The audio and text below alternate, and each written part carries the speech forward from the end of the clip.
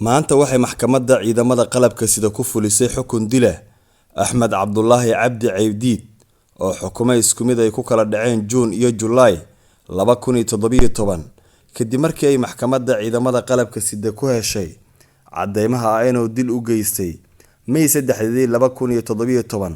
Allah u naxariistay marxuum Cabbaas Cabdullaahi Sheekh Siraaji kaasoo ahaa xildhibaan iyo wasiir ka tirsan xukuumaddii Xasan Cali Khayre waxa uu ahaa wasiirkii howlaha guud muddo 5 sano iyo dheeraad ah oo Axmed Caydiid oo xirnaa ficilkaasi dilka ah oo u geystay wasiir Siraaji ayaa ugu dambeyn waxa maanta maxkamadda ciidamada qalabka sida ku riday Caydiid dil toogasho ah iyadoo isla maanta lagu fuliyay dilkaasi waqtigii la dilay wasiir Cabbaas Siraaji ayaa waxa dalka madaxweyne ka ahaa Maxamed Cabdullaahi Farmaajo iyadoo ehelada wasiirka la dilay marar dhowr ah ugu baaqeen inay u helaan cadaalad wiilkooda balse taasi ma dhicin muddo dheer kadib oo laga warsugayay sida loo maareyn doono kiiska wasiirka la dilay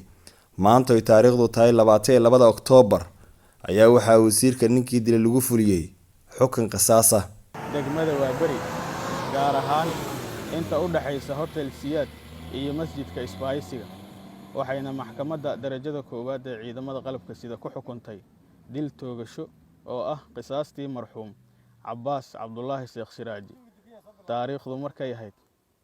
19 bishii 6 2017 xukun sanaha ayaa rafcaan ka qaatay xukunka maxkamadda darajada koowaad ciidamada qalabka sida